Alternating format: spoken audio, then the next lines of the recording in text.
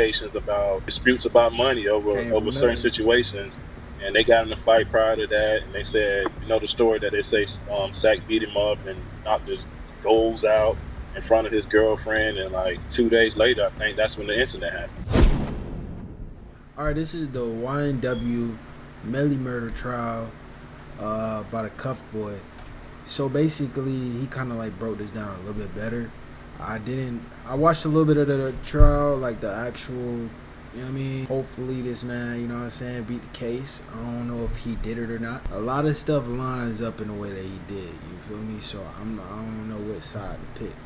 But y'all let me know what y'all think. We get into this video. The YNW Melly murder trial is getting extremely chaotic. One of the victims, YNW Juvie, his father got interviewed and told the world about a fight that occurred 2 days before the murders where apparently Sack Chaser beat up Melly and punched his grills out in front of Melly's girlfriend 2 days before they got murdered. The story about the $200,000 with Anthony was a true story because it's not reported, but Chris told me the same story, and also it was a $500,000 play.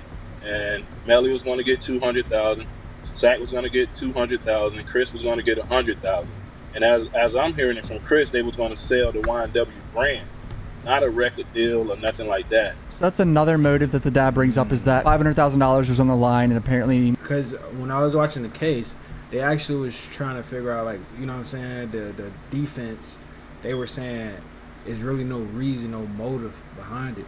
But that is definitely a motive, especially if he got into a fight before the situation happened. Melly killed them over $500,000, which I've always questioned. I feel like Melly was on the path to being a millionaire, like a multi-millionaire, and it was obvious at this point in time. Why would he kill his friends over that much money? For someone that's going to be worth that much money, I don't think he's going to kill his friends over $500,000. Altercations about disputes about money over certain situations, and they got in a fight prior to that. And they said, you know, the story that they say Sack beat him up and knocked his goals out in front of his girlfriend, and like 2 days later, I think that's when the incident happened. That's a bombshell statement. He's saying that they got in a fist fight, his girl got knocked out in front of his girlfriend, and then 2 days later the murders happened. Like, that's a bold statement. These could be big motives, but it's going to be way too hard to prove them in court. There's no evidence of them whatsoever. And then today in court, some drama happened where I'm going to be reading some tweets from a correspondent that was there live. This guy Bryson Boom Paul on Twitter has some interesting tweets I'll read through later on, but right now we're going to watch some of the trial from today. So this guy is a manager of a neighborhood, I believe, that they lived in, I'm guessing. So I believe they're just showing the footage of the red Jeep entering the neighborhood, so that Melly's team can't say that he got in the red Jeep, because this Jeep was on camera going into the neighborhood alone at a different time where Melly's phone was in the middle of nowhere where he was being tracked.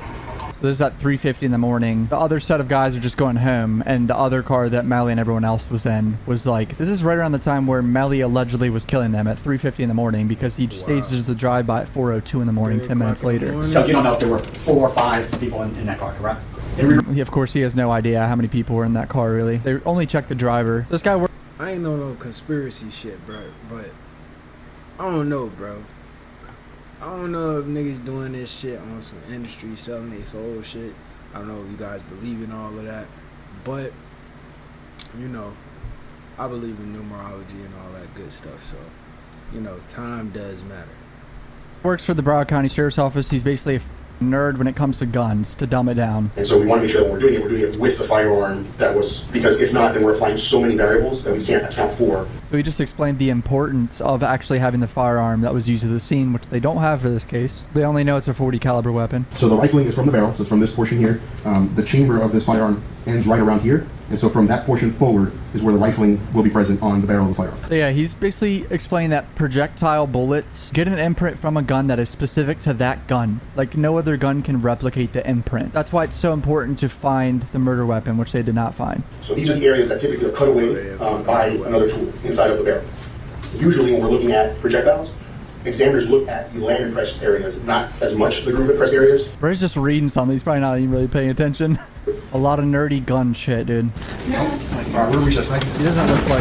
look like he's in a good mood, obviously. At some point during this day, something happens where one of the victim's family members makes eye contact with him and like hit their chest or something at him, and then like have to leave, and then like deputies follow them out and say they need deputies out there. Like, some shit happened. Because if you didn't know, Sack Chaser is also suing YNW Melly's like company, like YNW. Like, his family is suing. So there's tension with, you know, all that as well. Like, there's a civil lawsuit, I believe, for like millions of dollars as well. primer residues and particulate lead will travel. The primer residue, the particulate lead, Bro looks so bored. unburnt and burnt gunpowder. So in this particular case, it's a 40 Smith & Wesson Blazer. I would use 40 Smith & Wesson Blazer. So I'm not going to use a federal cartridge case. I'm not going to use a warranty cartridge case. He is so over this Once you shit. use- I wish they weren't hiding their mouths so I could try to lip read. I'm pretty sure he's drawing something, by the way. He's like scribbling down From shit. hitting intervening objects or the rifling on the barrel. How do you So far it's been about 2 hours of this guy analyzing the bullets and the imprints on the bullets and the science behind the bullets and the cartridges and the powder in the bullet. A lot of boring shit. So once I did the worksheets and I saw that none of the evidence would have been precluded from And this is a know murder this gonna trial. look You know, good. two men have been murdered. They expect there to be a lot of information given to them in order for them to help make their decision. And sometimes if you get in there and you put it right out in front of them real quick, they're less attentive at that point. I mean, they want more. They say, wait, is that all I got to make my decision? But not being so brief that they miss the point and they're disappointed. But how can he reproduce something if he doesn't have the weapon that shot the cartridges, Judge? Well, certainly, if we were looking for a conviction solely on this witness's testimony, I don't know that the state would be able to produce that. Yeah, that's what I was can't saying. produce Like, it. it's They ain't got really a hard weapon. for them to reconstruct this and do this science experiment that this guy said No he weapon, did no without it snitches. being the exact weapon. which type of Glock. Is it a Glock 17? Is it a Glock 19? Is it a Glock 43? Is it a Glock 45? So all of those different models fire the same caliber. That pattern, because I can't account for those variables. I don't know what the make and model is of the firearm. Pretty much just explained that his reconstruction no way was to kind of find useless out. because he doesn't have the firearm. It's Yeah. 40 caliber can be in multiple types of guns. I mean, essentially, this witness gave all this technical information and then said, you know what, the FBI requires, in order to give an opinion on this, that you have to have the weapon and you have to have even the type of ammunition that was used. So basically, he's saying, you know, everything I told you, really, the FBI doesn't even account for that because we're not following their guidelines. Honestly, kind of a W for Melly right here. His defense lawyers are going to have a goddamn field day with this guy. And all we've really seen at this point is forensic evidence, pictures, talk of cell phone data, a gun that no one knows what the gun is, you know, who shot the gun. At this point, it's all a big mystery, and we're just waiting for some actual evidence because we're talking about a man's life here, no right? evidence, The no death penalty is on the line right now. So when you're talking about a person's life, you want to be sure and you want to have all the evidence that you need in order to make that choice. Melly's lawyer's cross-examining right now. The shooting occurred inside a car, for instance. Would the arm length matter of the so-called shooter or shooters, It could. and whether or not the person was leaning in one direction? Sure. We're working in a very small environment. Okay, so, and if you don't take those variables into consideration, you're just giving a guesstimate, estimate of where everybody was, correct? Lawyer 101, he's making them look like they're guessing because there's so many variables that go into this. Consider that to be not proof beyond Objection. Prosecutor said objection, hearsay. to take all those variables know, in he- before you Man, talking told this shit. this jury or any jury. Yes, scientifically, I would want to make sure that I'm accounting for as many variables as possible whenever rendering an opinion. Otherwise, it would be just a guess, an estimate, right? Their whole point is to make them look stupid. You feel me? With glass for 14 years. Yeah, so we're about to hear about some of the glass on the car, I would imagine, right here. Almost exclusively anything having to do with glass in the laboratory. Now they're about to show a bunch of samples of the glass from each window, I believe. This one is item 7, and this was represented as being from the rear passenger window. Rear window of the vehicle, and again, you can see it's dark gray in color. So modern vehicle manufacturers make the rear passenger windows and the rear window dark gray, which is a natural tinting, so you don't have to put an aftermarket tint on it. It just tints the passenger part of the vehicle. While it is possible that another source deposited glass at the scene, and it was exactly like the glass in this case, I find it somewhat unlikely just based on those factors. So he just said he finds it unlikely that it's some other car's glass, so he's not even 100% sure with his science as well. So there's a moment right here where it looks like Melly gets like visibly upset with staring at someone right here. His lawyer like covers up his face with a binder and talks to him.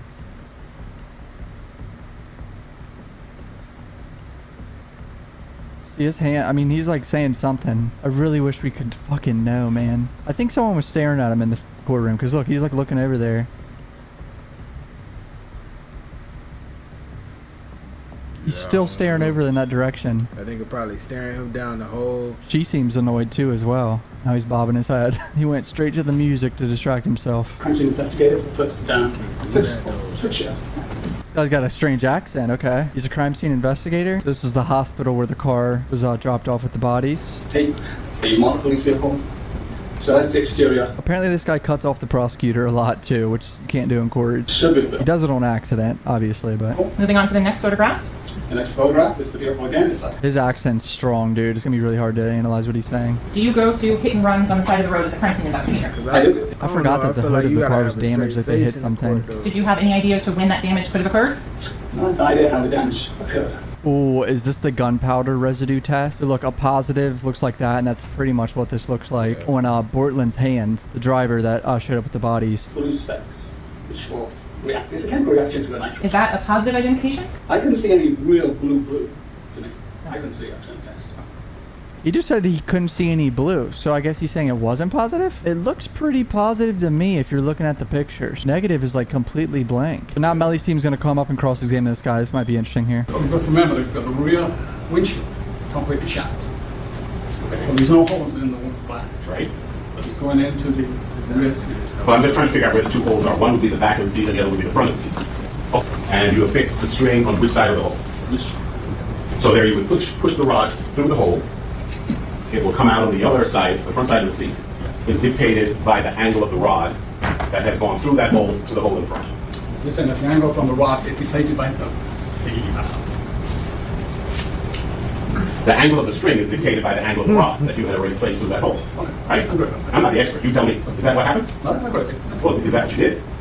I don't remember now, but I Wouldn't you remember. have? Oh, he's lost. He's confusing him. I'm sorry. Bullets don't always go completely straight. Bullets twist, turn, up and down. So He said bullets go up and down and they ricochet and shit. It's gonna be hard to do subtitles for this guy. I'm sorry in advance. Yeah, like, you I can't. literally can't. I don't know the fuck he's saying like 80% of the time. So you're up against a difficult task. Let's concede that, right? And in performing that task, how, if you didn't dictate the angle that you extended that string backward by the rod that was placed inside, how would you know what angle to extend backward? He doesn't know what the fuck you're saying. How do you know that? He's using a lot of big words for somebody that doesn't Yeah, right. really understand. angle, height. And if I were Gary Coleman, remember different strokes? If I was a short man and I was firing from here, He's comparing Shaq and Gary Coleman. it would create the same angle as it would if I were Shaquille O'Neal back here. Well, no, that's a very interesting thing. Okay. First you find that. But you have to remember, people shoot. If it's normal, people expect people to shoot like that, right? But who knows what you're going to Man, shoot? get his damn out of here, bro. You can shoot like this. So there's never, your theory. They could be firing at one angle, could be firing at another angle, at any variety of angles. So in order to determine the approximate height, which was what you were attempting to do, it's approximate. Right. Okay, I can tell that, but you know. So with all those three variables, which one did you know? I did not know. You didn't know any.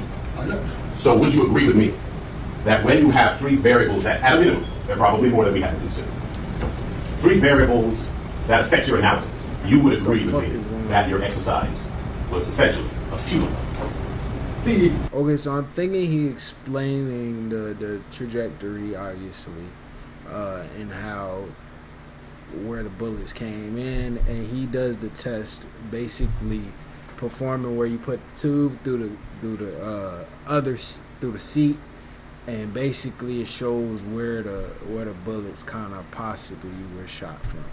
Well, you have a good point. But he doesn't. That would even create more possible inaccuracies, right? I don't understand. They're kind of just guessing, and it's kind of a guessing game, like trying to make it look not reliable. If you know the variable, it certainly will help you. Yes. And if you don't know the variables, then you cannot perform an accurate test. It's difficult to perform an accurate result if you do not know all the variables. Correct. Okay.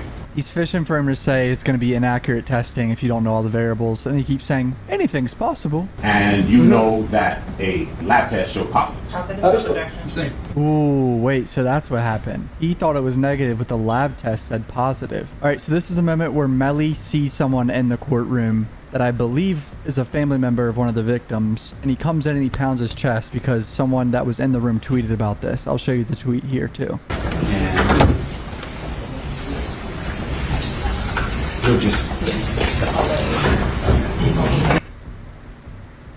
See, he seems really animated about something, like some shit's going on.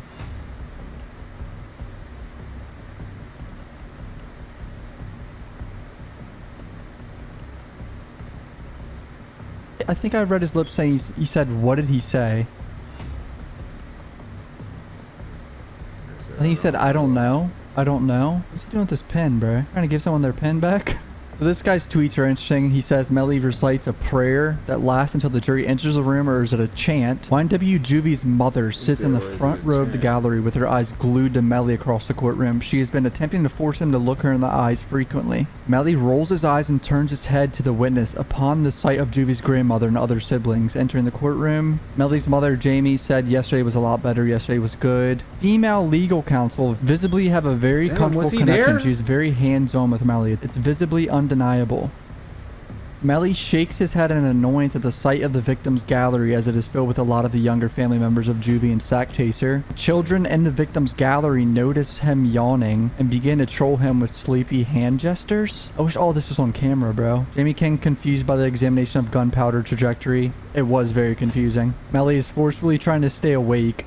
Melly annoyed that Juvie's mother brought younger family members in the courtroom, 5 females between ages 10 and 12. Melly has turned over a piece of paper and began writing or doodling as his hand moves carefree. Sack Chaser's mother is tearing up and exits the courtroom. Melly and female legal counsel are holding an open conversation filled with smiles and flirtatious banter. Sack Chaser's mom appears stressed and restless but calm right now. Melly appears to can't stand Juvie's grandmother, who just entered the courtroom, disgruntled facial expression as she takes her seat. Sack Chaser's family is currently in the middle of a civil lawsuit outside of Melly's double murder trial, with several members of the YNW LLC who is suing for millions. Oh, this one's crazy right here. Melly's mom is unbothered, unconcerned, and unresponsive to the constant obvious looks at her by Juvie's grandmother from across the courtroom. It's honestly really sad because these families lost their children. Like, it's devastating for sure. Juror number 12 dozed off. It's like, besides all this stuff that's going on, you know what I'm saying, if he didn't do it, it's free Melly, you know what I'm saying, but at the end of the day, it's still a murder case. 2 people died. One of the jurors fell asleep, quickly popped her head back up, and canvassed the room to see if anyone noticed. Juvie's grandmother has fallen asleep. The witness and laboratory specialist found no difference from the Jeep's glass, and it had to come from the same vehicle. Both Juvie and Sack Chaser's mothers have dozed off. The juror who dozed off is juror number 15, not 12. Michael Kelly, the crime scene supervisor, has the gallery laughing with his accent and constantly cutting off the prosecution. Sack Chaser's mother puts on her sunglasses to cover her tears while looking at the footage of the Jeep. Exterior riddled with bullets. Taking deep sighs. Actually imagine a mother's position in this. Like, it's so devastating, I can't even imagine. Melly briefly looks at the photos of the shot up Jeep, mostly masks his face with his hand and looks down at the table. Now a sheriff exits the courtroom, telling another sheriff, "We need someone outside." The 2 sheriffs exit the courtroom. Enters the courtroom to gesture another male family member to exit, then looks across the courtroom at Melly and pounds his chest 2 times with his fist and nods his head. Both men exit the courtroom and the sheriff immediately followed to speak with the men exiting. Melly made no gesture towards the exiting individuals. So lots going on the spectator side of the courtroom. A lot of scientific shit today. Very boring. That's why people fell asleep. Even family members and members of the jury fell asleep. Apparently the glass that was found at the scene was a match. I like the video, bro. You feel me? But I'm tired. Yeah, I got a Glock 43, I got a Glock 45. If that little nigga want beef, then all of them niggas gon' die. And I gotta keep me a stick on my side, cause I don't know none of them guys. Baby, I hate when we fuss and we fight, you know I'm not telling you lies.